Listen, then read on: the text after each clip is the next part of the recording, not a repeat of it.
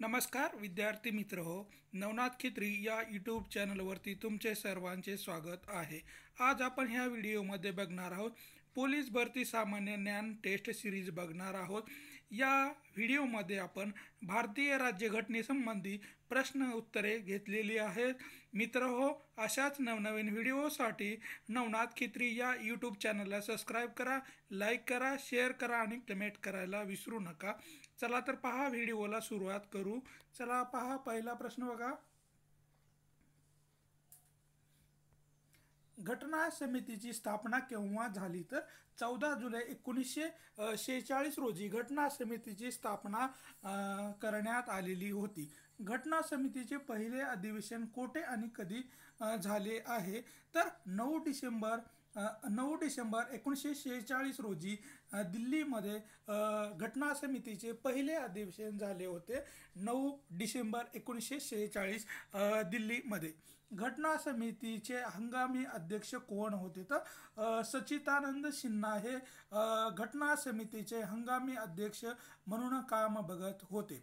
घटना समितीचे हंगामी उपाध्यक्ष कोण होते? तर फ्रँक अँथोनी हे घटना समितीचे हंगामी उपाध्यक्ष म्हणून काम बघत होते. घटना समितीचे अध्यक्ष कोण आहेत? तर डॉक्टर राजेंद्र प्रसाद हे घटना समितीचे अध्यक्ष म्हणून काम बघितलं होतं. घटना समितीचे उपाध्यक्ष कोण आहेत? तर एस.सी. मुखर्जी हे घटना समितीचे उपाध्यक्ष होते. एस.सी. मुखर्जी हे घटना समितीचे उपाध्यक्ष होते. यानंतरचा प्रश्न आहे, घटना समितीचे सल्लागार कोण होते? तर बी.एन. राव हे घटना समितीचे सल्लागार म्हणून काम पाहत होते. घटना समितीतील मसुदा समितीचे अध्यक्ष कोण होते? तर डॉक्टर बाबासाहेब आंबेडकर हे घटना समितीतील मसुदा समितीचे अध्यक्ष होते. डॉक्टर बाबासाहेब आंबेडकर. घटना समितीतील राष्ट्रध्वज संबंधी समितीचे अध्यक्ष कोण होते? तर डॉक्टर राजेंद्र प्रसाद हे घटना समितीतील राष्ट्रध्वज संबंधी समितीचे अध्यक्ष होते. डॉक्टर राजेंद्र प्रसाद हे होय. घटना समितीतील सुकाणू समितीचे अध्यक्ष कोण होते? तर डॉक्टर राजेंद्र प्रसाद हे घटना समितीतील सुकाणू समितीचे अध्यक्ष होते. डॉक्टर राजेंद्र प्रसाद होय. घटना समितीचे कामकाज किती काळ चालले? तर किती दिवस चालले? तर 1082 दिवस चालले होते. म्हणजेच 2 वर्ष 11 महिने 18 दिवस एवढे कामकाज घटना समितीचे कामकाज चालले होते. 2 वर्ष 11 महिने 18 दिवस एवढे घटना समितीचे कामकाज चालले होते. यानंतरचा प्रश्न आहे, पंडित जवाहरलाल नेहरूंनी मांडलेला सरनामा केव्हा मंजूर झाला? तर 22 जानेवारी 1947 रोजी पंडित जवाहरलाल नेहरूने मांडलेला सरनामा मंजूर करण्यात आला होता. 22 जानेवारी 1947 रोजी. भारताचा राष्ट्रध्वज केव्हा मंजूर करण्यात आला? तर 22 जुलै 1947 रोजी भारताचा राष्ट्रध्वज मंजूर करण्यात आला होता. 22 जुलै 1947 रोजी. घटना समितीने भारताचे संविधान केव्हा स्वीकृत केले होते? तर 26 नोव्हेंबर 1949 रोजी भारताने संविधान स्वीकृती केली होती. 26 नोव्हेंबर 1949 रोजी. केव्हापासून भारतीय राज्यघटना अंमलात आली आहे? तर 26 जानेवारी 1950 या दिवशी भारतीय राज्यघटना अंमलात आणलेली आहे. 26 जानेवारी 1950 या दिवशी. संविधान दिन केव्हा साजरा केला जातो? तर 26 नोव्हेंबर या दिवशी संविधान दिन म्हणून साजरा केला जातो. कारण की या दिवशी भारतीय संविधान स्वीकृत करण्यात आलं होतं 26 नोव्हेंबर या दिवशी. म्हणून संविधान दिवस हा 26 नोव्हेंबर हा दिवस साजरा केला जातो. प्रजासत्ताक दिन केव्हा साजरा केला जातो? तर 26 नोव्हेंबर या दिवशी प्रजासत्ताक दिन म्हणून साजरा केला जातो. कारण की भारतीय राज्यघटना या दिवशी अंमलात आलेली होती 26 जानेवारी होय. यानंतरचा प्रश्न आहे, घटना समितीचे अँग्लो इंडियन सदस्य कोण होते? तर फ्रँक अँथनी हे घटना समितीचे अँग्लो इंडियन म्हणून काम बघत होते. फ्रँक अँथोनी हे.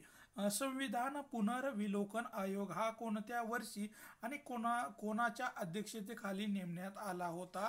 तर न्यायमूर्ती व्यंकटचलैया यांच्या अध्यक्षतेखाली सन 2000 रोजी नेमण्यात आला होता.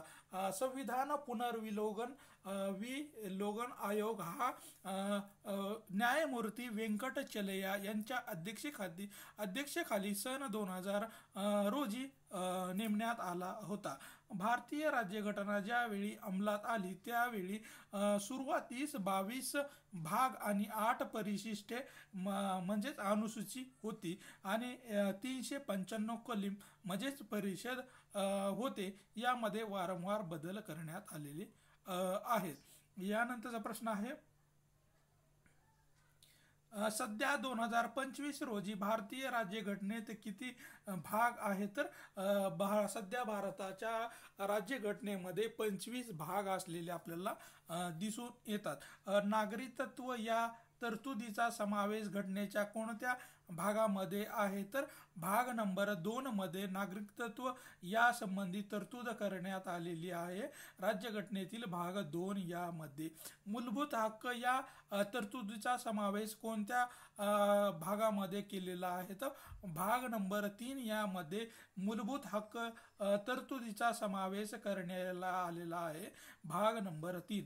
मूलभूत हक्क मूलभूत कर्तव्य या तरतुदीचा समावेश कोणत्या भागामध्ये केलेला आहे? तर भाग 4 क मध्ये मूलभूत कर्तव्याचे तरतूद करण्यात आलेली आहे. भाग 4 क मध्ये आणि मूलभूत हक्काची तरतूद करण्यात आलेली आहे भाग 3 यामध्ये. घटनेच्या कोणत्या भागामध्ये केंद्र आणि राज्य संबंधी याची तरतूद करण्यात आलेली आहे? तर भाग नंबर 11 मध्ये घटनेच्या 11 भाग मध्ये केंद्र आणि राज्य संबंधी तरतूद करण्यात आलेली आहे. भाग नंबर 11 मध्ये. भाग नंबर 15 मध्ये कोणत्या तरतुदीचा समावेश करण्यात आलेला आहे? तर निवडणुका व निवडणूक आयोगाची तरतूद भाग 15 मध्ये करण्यात आलेली आहे. निवडणुका व निवडणूक आयोगाची संबंधित भाग हा 15 असलेला आपल्याला दिसून येतो. आणीबाणी विषयक तरतूद घटनेच्या कोणत्या भागामध्ये करण्यात आलेली आहे? तर भाग 18 मध्ये आणीबाणी विषयक तरतूद करण्यात आलेली आहे. भाग नंबर 18. घटना दुरुस्तीची तरतूद कोणत्या घटनेच्या कितव्या भागामध्ये आहे? तर भाग नंबर 20 मध्ये घटनेतील घटना दुरुस्ती करण्याची तरतूद करण्यात आलेली आहे. भाग नंबर 20 मध्ये घटनेची तरतूद. घटनेच्या कितव्या भागामध्ये पंचायत राज सहभाग करण्यात आलेला आहे? तर भाग 9 मध्ये घटनेच्या पंचायत राज सहभागाचा समावेश करण्यात आलेला आहे. भाग नंबर 9 होय. यानंतरचा प्रश्न आहे, भारतीय राज्यघटनेत सध्या एकूण किती परिशिष्टे आहेत? तर सध्या भारताच्या राज्यघटनेमध्ये एकूण 12 परिशिष्टचा समावेश करण्यात आलेला आहे. केंद्र सूची, राज्य सूची व समवर्ती सूची या घटकाची तरतूद राज्यघटनेच्या कितव्या परिशिष्टामध्ये करण्यात आलेली आहे? तर परिशिष्ट क्रमांक 7 मध्ये राज्य सूची, केंद्र सूची व समवर्ती सूचीचा तरतूद करण्यात आलेली आहे. परिशिष्ट क्रमांक 7 मध्ये. पक्षांतर बंदीची तरतूद घटनेच्या कितव्या परिशिष्टामध्ये केलेली आहे? तर परिशिष्ट क्रमांक 10 मध्ये पक्षांतर बंदीची तरतूद करण्यात आलेली आहे. परिशिष्ट क्रमांक 10 मध्ये होय. यानंतरचा प्रश्न आहे, पंचायत राज संबंधी तरतूद घटनेच्या कितव्या परिशिष्टामध्ये करण्यात आलेली आहे? तर परिशिष्ट क्रमांक 12 मध्ये पंचायत राज संबंधी तरतूद घटनेच्या परिशिष्टामध्ये करण्यात आलेली आहे. परिशिष्ट क्रमांक 12 मध्ये पंचायत राज व्यवस्था संबंधी असलेले आपल्याला दिसून येते. भारतीय भाषेचा समावेश घटनेच्या कितव्या परिशिष्टामध्ये करण्यात आलेला आहे? तर परिशिष्ट क्रमांक 9 मध्ये भारतीय भाषेचा समावेश करण्यात आलेला आहे. परिशिष्ट क्रमांक 8 मध्ये होय. घटनेतील कोणत्या कलमानुसार अस्पृश्यता पाळण्यास बंदी करण्यात आलेली आहे? तर कलम नंबर 17 नुसार भारतामध्ये अस्पृश्यता पाळणे बंदी आणलेली आहे, कलम नंबर 17 नुसार. यानंतरचा प्रश्न आहे, कायद्यापुढे सर्व समान असा उल्लेख घटनेच्या कोणत्या कलमामध्ये केलेला आहे? तर कलम नंबर 14 मध्ये सर्व कायद्यासमोर सर्व समान आहेत असा उल्लेख करण्यात आलेला आहे, कलम नंबर 14 मध्ये. डॉक्टर बाबासाहेब आंबेडकरांनी कोणत्या कलमाचा उल्लेख घटनेचा आत्मा आणि हृदय म्हणजेच हृदय असे म्हटले आहे? तर कलम नंबर 32 हे भारतीय राज्यघटनेतील घटनेचा आत्मा व हक्क हृदय हे डॉक्टर बाबासाहेब आंबेडकरांनी या कलमाला म्हटले आहे, कलम नंबर 32 होय. घटनात्मक उपाययोजनेचा हक्क ही तरतूद घटनेच्या कोणत्या कलमात केलेली आहे? तर कलम नंबर 32 मध्ये घटनात्मक उपाययोजनेचे हक्क ही तरतूद करण्यात आलेली आहे, कलम नंबर 32 यामध्ये. धर्म स्वातंत्र्याचा अधिकार घटनेच्या कोणत्या कलमानुसार देण्यात आलेला आहे? तर कलम नंबर 25 नुसार सर्वांना धर्म स्वातंत्र्याचा अधिकार देण्यात आलेला आहे, कलम नंबर 25 धर्म स्वातंत्र्य होय. घटनेच्या कोणत्या कलमानुसार ग्रामपंचायतीची स्थापना केली जाते? तर कलम नंबर 40 नुसार ग्रामपंचायतीची स्थापना करण्यात आलेली आहे, कलम नंबर 40 नुसार. यानंतरचा प्रश्न आहे, समान नागरी कायदा ही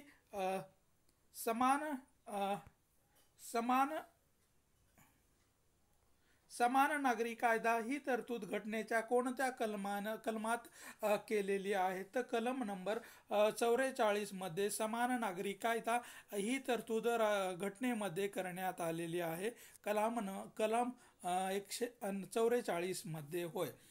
6 ते 14 वर्ष वयोगटातील बालकासाठी शिक्षण ही तरतूद घटनेच्या कोणत्या कलमामध्ये करण्यात आलेली आहे? तर कलम नंबर 21 ए मध्ये 6 ते 14 वर्ष वयोगटातील बालकांसाठी शिक्षण ही तरतूद घटनेमध्ये करण्यात आलेली आहे, कलम नंबर 21 ए मध्ये. मूलभूत कर्तव्याचा समावेश घटनेच्या कोणत्या कलमामध्ये करण्यात आलेला आहे? तर कलम नंबर 51 ए मध्ये मूलभूत कर्तव्याचा समावेश घटनेमध्ये करण्यात आलेला आहे, कलम नंबर 51 ए मध्ये. राष्ट्रपतींना क्षमादानाचा अधिकार घटनेच्या कोणत्या कलमानुसार करण्यात आलेला आहे? तर कलम नंबर 72 नुसार राष्ट्रपतींना क्षमादान करण्याचा अधिकार देण्यात आलेला आहे, कलम नंबर 72 नुसार. संसदेमध्ये कोणत्या घटकाचा समावेश होतो? तर लोकसभा, राज्यसभा आणि राष्ट्रपती या 3 घटकाचा समावेश भारतीय संसदेमध्ये करण्यात आलेला आहे. लोकसभा, राज्यसभा व राष्ट्रपती या 3 घटकाचा समावेश भारतीय संसदेमध्ये करण्यात आलेला आहे.